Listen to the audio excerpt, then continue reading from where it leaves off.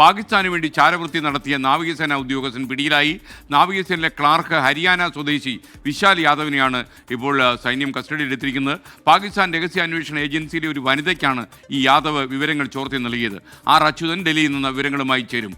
Achuthan, good morning. പറയൂ അച്യുതൻ.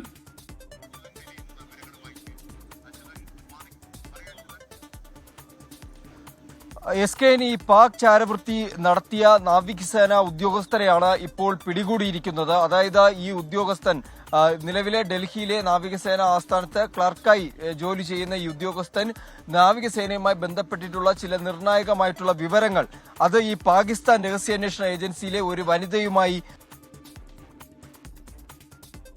ഈ വിശാൽ യാദവ് എന്ന് പറയുന്ന ആളെ ഇപ്പോൾ പിടികൂടിയിരിക്കുന്നത്. ഇയാൾ ഈ വിവരങ്ങൾ കൈമാറിയതിന് പ്രതിഫലമായി പണം കൈപ്പറ്റി എന്നതും കണ്ടെത്തുന്നുണ്ട്. നിരന്തരമായി ഇത്തരത്തിലുള്ള വിവരങ്ങൾ കൈമാറി ഈ നിലവിൽ ഈ സംഘർഷം നടന്ന ഘട്ടങ്ങളിൽ പോലും നിർണായകമായിട്ടുള്ള വിവരങ്ങൾ, നാവികസേനയുടെ നീക്കങ്ങൾ അടക്കമുള്ള വിവരങ്ങളായിരുന്നു ഇദ്ദേഹം പങ്കുവച്ചതിൽ പലതും. അന്ന് തന്നെ ഇദ്ദേഹത്തെ നിരീക്ഷിച്ചു വന്നുവെന്നും അതിനുശേഷം കൃത്യമായ തെളിവുകൾ ലഭിച്ചതോടുകൂടിയാണ് രാജസ്ഥാനിലെ രഹസ്യാന്വേഷണ വിഭാഗം ഇയാളെ, ഈ വിശാൽ യാദവ് എന്ന് പറയുന്ന നാവികസേന ഉദ്യോഗസ്ഥനെ ഇപ്പോൾ പിടികൂടിയിരിക്കുന്നത്. നിലവിൽ ചോദ്യം ചെയ്തു വരികയാണ്.